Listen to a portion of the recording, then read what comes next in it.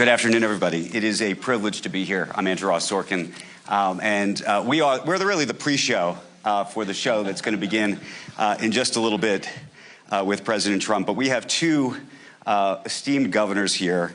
Uniquely, by the way, two governors whose parents were governors. We'll get into that in just a moment. We're going to have a conversation about the state of America, politics, and the state of states. That are almost petri dishes, experiments throughout the United States for how to do business. And I think we're learning a lot, and we will learn a lot from both of them throughout the next half hour. Sarah Huckabee Sanders is here. She's the governor of Arkansas. As I mentioned, we were talking about parents before. She's the daughter of Mike Huckabee, who was the governor from 1996 to 2007. You may also know her as the Trump White House press secretary, 2017 to 2019. She's also, I should say, the first woman to serve as governor of Arkansas. Andy Beshear is also here. He's the governor of Kentucky, son of former Kentucky Governor Steve Beshear, 2007 to 2015. And he served as Kentucky's Attorney General from 2016 to 2019. He's also the incoming chair of the DGA. I want to get to states, and we're gonna do the elevator pitch, and we're gonna talk about how you're thinking about investment from outside of the country and everything else. But I want to start just with politics of this moment, because we're going to hear from President Trump in just a little bit, and I think there's a lot of questions about what we're going to hear and what it means to be America first right now. And so I want to read you a quote from a CEO who I spoke with actually Monday night. A foreign CEO who said the following. I thought it was sort of a very provocative thought. He said, "We always liked and supported the idea of America as a leader. It is different if the framing is, as Trump says, America is the winner, because it means that there must be losers." And I'm curious how both of you, from a political perspective, given this moment that we're living in today and given the foreign investors that I imagine you hope are going to come to your state, think about that idea. Do you want to start? Happy to jump in. First, I want to say thank you for having us, and excited to share the stage with a fellow governor and fellow Southern governor. So I think we have a unique perspective, having grown up in politics. But I think when it comes to America first, the idea and certainly the perspective that the president comes with is that the rest of the world does win when America is strong. And the rest of the world does better when America has a strong economy, when we're providing good national security. Things like that matter to what happens across the rest of the globe. So America first, America winning, doesn't necessarily mean others are losing, but it shouldn't come as a surprise to anybody that the leader of that country wants them to be successful. I'm the governor of Arkansas. I want Arkansas to win. I want Arkansas to do well, the same way I would imagine Governor Beshear wants Kentucky to do well. We are fighting to bring economic development, to bring investment, to succeed, to be at the top. And it should never be a negative for us to want to be at the top. And I think it's a good thing for the rest of the world when America as a country is strong. What do you think? Well, I think, and first of all, thank you to the World Economic Forum. First time Kentucky has ever been invited, and we are excited to be here and to introduce Kentucky on the world stage. I think whether this concept of American first is a good thing or a bad thing depends on how it's implemented. If it's implemented in a way that ensures that the American people have good jobs, quality health care, strong infrastructure, strong public safety, those are good things. But if it questions our alliances, especially our alliances with Europe that are critical to global stability, then it could be a concerning thing for the world, and the ultimate reliability and consistency that we need to do global business and ultimately live in as safe of a planet as we can. And so I think what we'll see as we go is there's always going to be some rhetoric, but exactly how it's implemented, what its implications are, and I think that's both what impact it'll have on the world and what impact it'll have on the American people. Because I think we'll talk about this more, but my belief, and we probably have slightly different ones, on why President Trump is president again, is that last group of movable voters had a gut check. and they believed that President Trump would make it a little easier to pay the bills at the end of the month. So do these policies raise prices, lower prices? I think that's a lot of what to watch as we move forward. Talking about what to watch, what is your expectation, excuse me, of the possibility of tariffs and whether they are a negotiating tool or something else? I think certainly the president, look, I think one of the really important things to look at is this isn't his first time. He's now coming in having been president before, and he knows some of the tools that he has in his toolbox that he was able to use successfully. And we saw a really strong economy under President Donald Trump. We saw relationships across the globe, in many cases, strengthen. Even if they didn't always like the way he said it and the way he went about it, it's hard to argue that his policies weren't effective and didn't make our country stronger. And so I think it's one of those things that he will use as a tool in his toolbox, and something that he can use in leverage in negotiations. At the end of the day, he is the ultimate deal maker. And I think that it is something that he will use as he's going about trying to make sure America comes out as. Are you in the same camp? The only reason I mention this is there's another view, which is that it has to be a toll booth. And that there's a toll booth because when it comes to the budget and the deficit in the United States, that this may be a tool not just to negotiate with other countries, but a tool to collect revenue. Well, and parts of the administration just said that publicly. I think that when you look at this, these threatened tariffs aren't about trade imbalance. They're about leverage. Why? Because President Trump has been very clear that they're about leverage. But the impacts could go right to the reasons that he was elected, and could have some significant impact on that very quickly. So there's a threat of a 25% tariff on Canada. Well, that'll raise gas prices. There's a threat of a 25% tariff on Mexico. Well, that'll raise food prices. And when you look at the politics of inflation, what are the two things that Americans see? Well, first on every corner is gas prices, and then in the grocery store it is food prices. And so I think as the world watches, it's going to be important to know what the leverage being sought is, and not just following, say, a trade imbalance, but looking at what the objective is and whether or not there are any steps being taken or moving between the two countries to know whether that tariff is likely to come to be. If I could, one thing that I think that is really important in that conversation, particularly when you're looking at gas prices, and one of the things that the president has talked about a lot just in the last couple of days is unleashing American energy. And I think having that balance is what makes a big difference. We saw that in the first Trump administration. We actually were no longer dependent on others for our energy resources. One of the best ways that we can be competitive is not to depend on other people for our energy. One of my dad, and knowing that we probably steal a lot of good material from our parents, having watched them grow up in this business, one of the most important phrases I think my dad said is, a country cannot be free if they cannot feed themselves, fuel themselves, and fight for themselves. And that's something that I think Donald Trump fundamentally understands, is that America cannot truly be free. We cannot truly be sovereign if we do not have the ability to fuel our own country, if we don't have our own energy, if we don't have the ability to feed ourselves and we're dependent on someone else, and if we are relying on others to fight our battles for us. This is a president who understands it, and I think it's one of the biggest reasons that he's president today, because people are looking for that. I have one more related question for you, and then I want to get deep into the issue of states, and both of your states specifically. But given your relationship with President Trump, I think you can speak to this. There's so many business leaders here in this room who are watching us here today and online and elsewhere. This time feels different in that he's now surrounded by business executives, many from Silicon Valley. I'm thinking of Elon Musk, but you could look at that inauguration and some of them had better seats than his own cabinet members.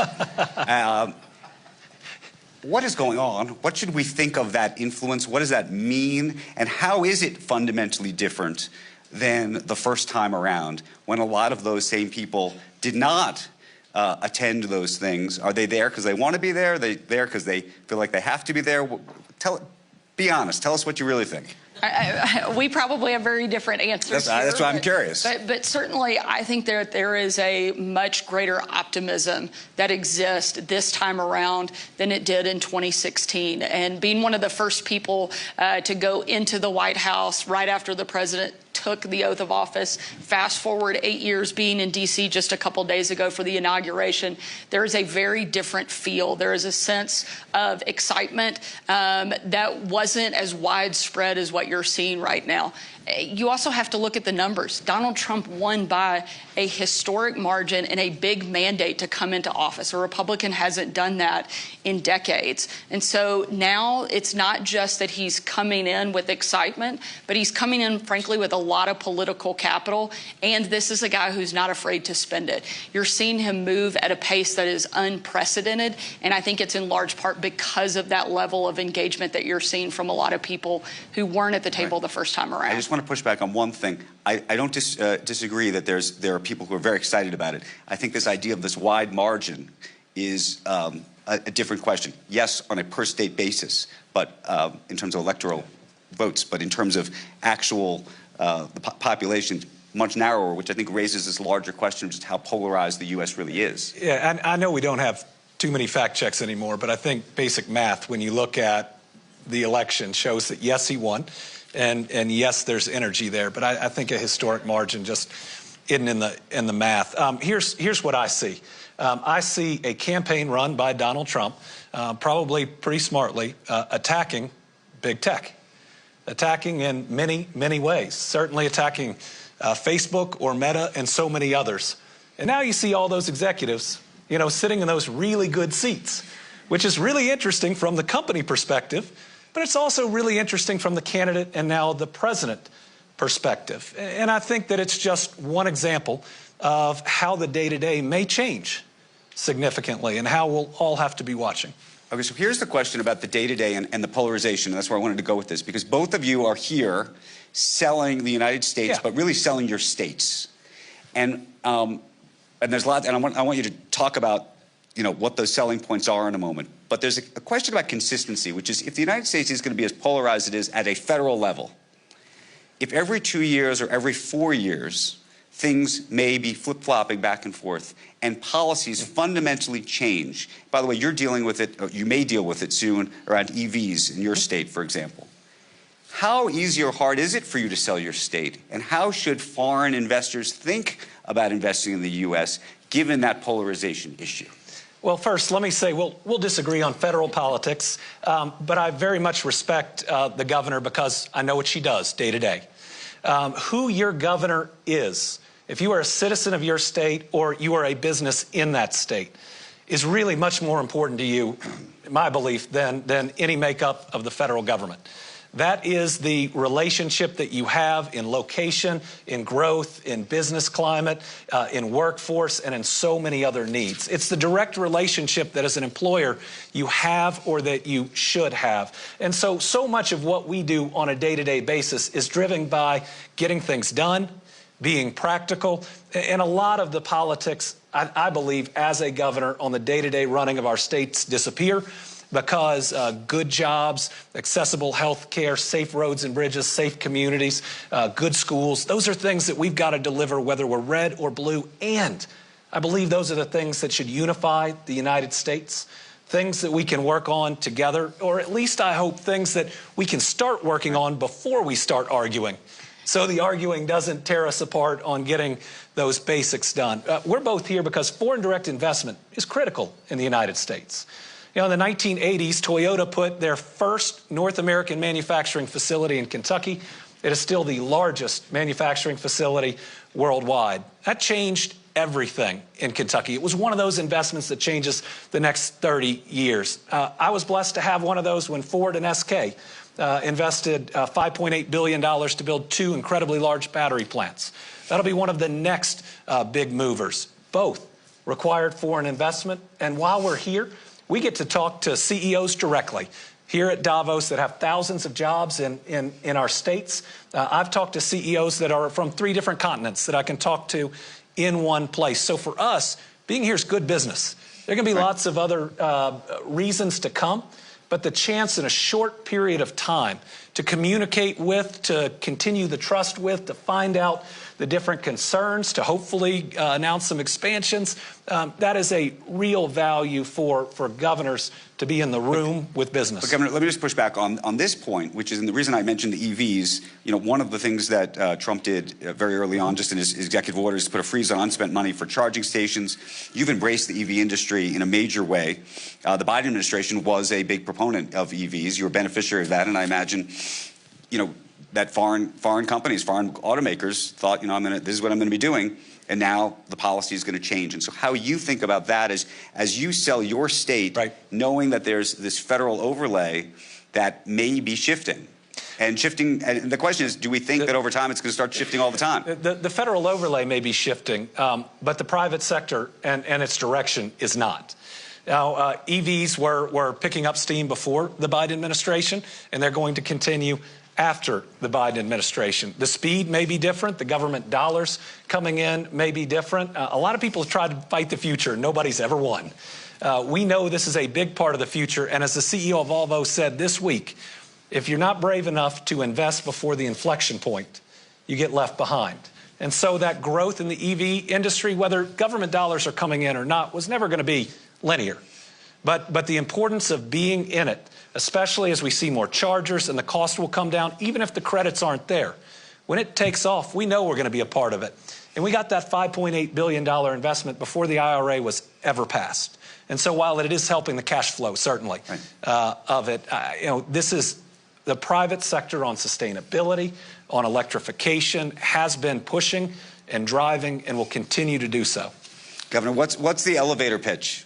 I think one of the things, and certainly completely agree with the governor, it's so important for us to have the opportunity to come in and talk about what our state has to offer, and we're so directly connected. I think one of the reasons that things like the government subsidizing individual sectors within private industry is dangerous is because exactly what you're seeing with electric vehicles. We shouldn't be putting our thumb on the scale, but instead that's why states and the fundamentals and the things that we have to directly offer, like our workforce, like our ability to supply energy, that's what allows us to be competitive and make a difference. The pitch we're making is that come to Arkansas, because there you can grow your business to be anything that you want it to be. That's, I think, what a lot of governors are talking about and selling. We've invested and spent the last 2 years since I became governor focusing heavily on education, because I know that that's what's going to make a huge difference in our ability to recruit and retain big companies,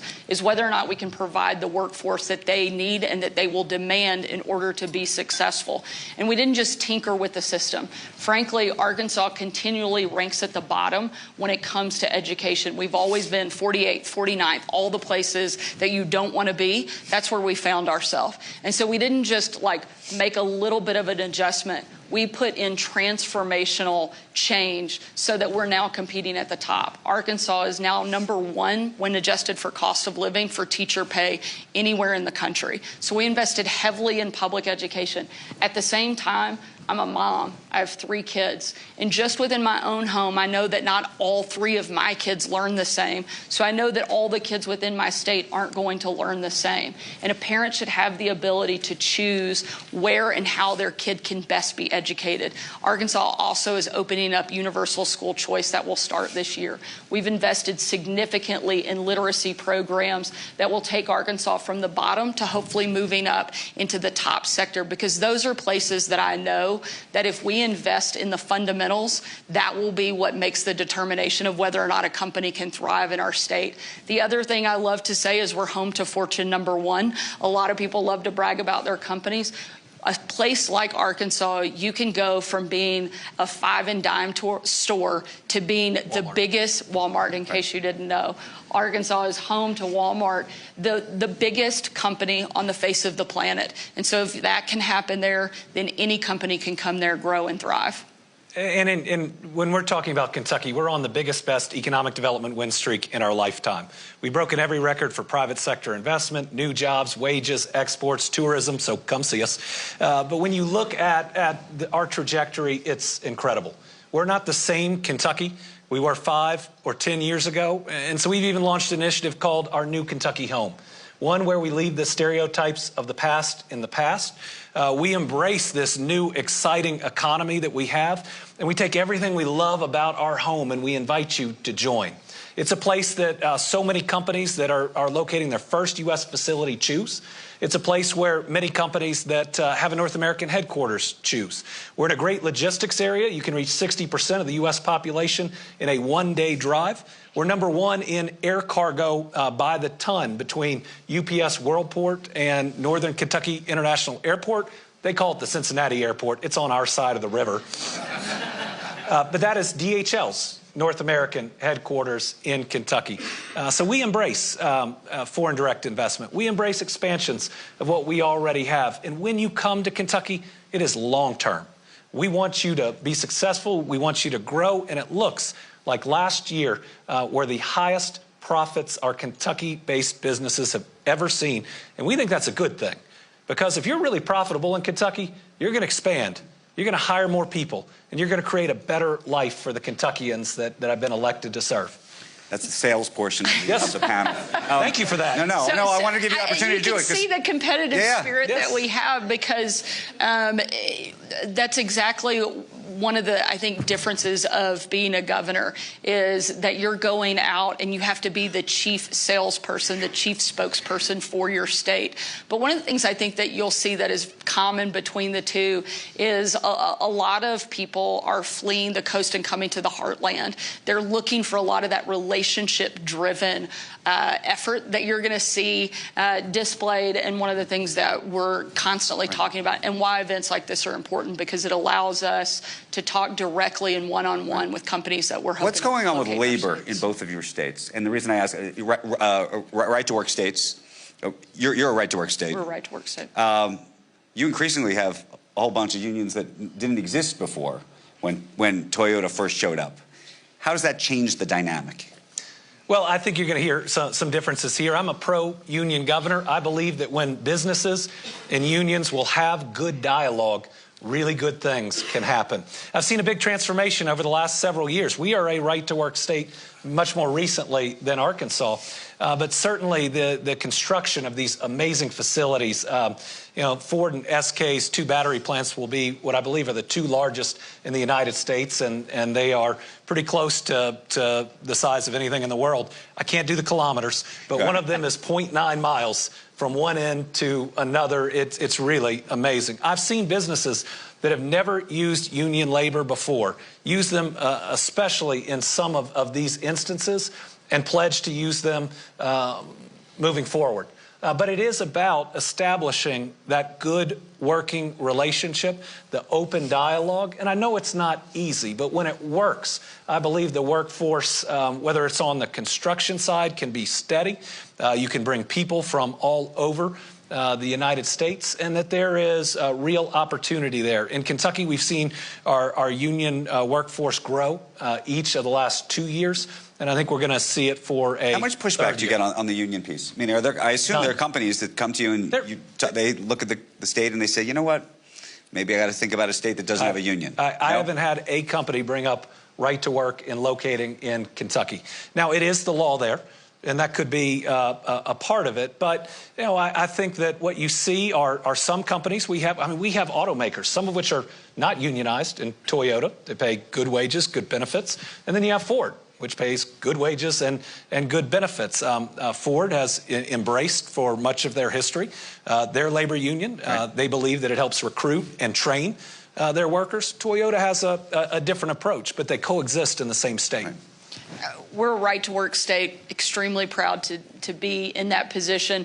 I think that one of the reasons that Arkansas is the #1 state in the country for economic growth is because of that. One of the #1 state in the country that people are moving into in the last year was Arkansas. You hear a lot about other places, but I think that is one of the big drivers for companies that are coming in, not just coming, but staying, investing, and making long-term commitments to our state. And we're proud of that fact, and we'll continue to lean into being a right-to-work state. I'm curious about what you think about what some people are describing here in Davos as a vibe shift around the topic of ESG. That's the word of the last 3 years. Vibes. Vibes, right? Vibes. No, but a vibe shift, because I would say here in Davos, and you know, I know you said this is your first time Yes. here. The topic of ESG and companies that were pursuing efforts in that realm was topic A here every single year, and it feels like that is shifting in the United States, in part because of this election. And I'm curious how you think that's going to impact states and how they react to all of this. I think you've seen a huge shift away from that, from corporations, not just in the U.S., but everywhere. And I certainly think that is reflected here. At the end of the day, people want to know, can you deliver? Can you deliver on the products that you promise? Are you going to be able to perform at the level that they expect? Not whether or not you're checking some arbitrary boxes. And so I think it is a huge shift that we've seen over the course of the last several years. I think it's one of the reasons Donald Trump is president, because he wasn't afraid to call those things out. He wasn't afraid to go against some of the political correctness and do what he felt was right. So what's going to happen in your state? For example, I mean, DEI is something, you know, on a federal level, it was just an executive order to get rid of it. Well, two very different things. But relates to the... I've always believed that the private sector is private. And if you believe it helps your business to have a diverse workforce, and you want to put in policies that help attract that diverse workforce, well, again, you're part of the private sector. If you believe it helps you, then the state that you're working with should support you. I believe that sustainability was being driven by the private sector before the Biden administration. It may have had a bump during it, but it's continuing after. Every Kentucky employer that I've met with here has talked to me about sustainability, has said it is still one of their goals. Why? Because their downstream customer demands it, because their ultimate parent company demands it. And for me, if you're a Kentucky business, I'm not ideological about it. I'm trying to meet your needs so that you will stay and grow in Kentucky. If you're a new business and you say, we want to bring 400 jobs to Kentucky, but we need our energy portfolio to look like this. Well, if you think about it almost in terms of business, if you're a state trying to attract it, it's your job to go out and make sure your energy portfolio can meet those demands. Sustainability is going to be a part of the future. It's going to be demanded by most companies that are going to locate in different places. And I want people to know that Kentucky's not going to get caught up in national debates about it. But if it's a need you have as a business, we're going to meet it for you. If I could just add one thing, I do agree that I think one of the important distinctions is the private sector should be private. That's one of the big problems, is that it wasn't. It was being mandated by the government, and that's where I think that the conflict lies. It is absolutely great if it's driven by the private sector, but the problem comes when it's the government dictating the rules and picking winners and losers. And I think that's where there's a discrepancy and probably a difference in... But we've now seen these organizations that have been created to go after corporations that have quote-unquote woke policies. Right? Your policies are your policies if you're the private sector. You know, we can have different opinions on it, but if you believe that it's going to help you to, again, have a diverse workforce, if you want to push different equity measures within your business, that's your business.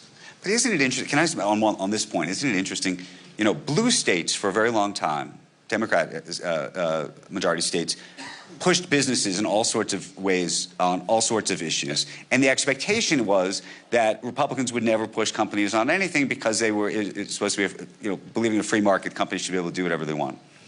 And all of a sudden, the whole thing has been reversed, right? Do you think that this is in reaction to blue states in some ways going too far? And I'm thinking, when I say blue states, pension funds, sure, and others who really push companies into doing things that then there's been this pushback on the other end. We like to put everything in a box. It makes it easier when you talk about it to have red states and blue states.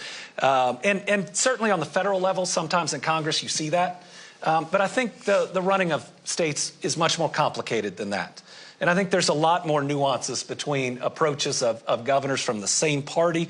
It may be Southern governors have some different approaches. And so I just really encourage you to get to know your governor and where they are. I don't describe myself as liberal or conservative. I describe myself as pragmatic, because as a governor, you have to get results.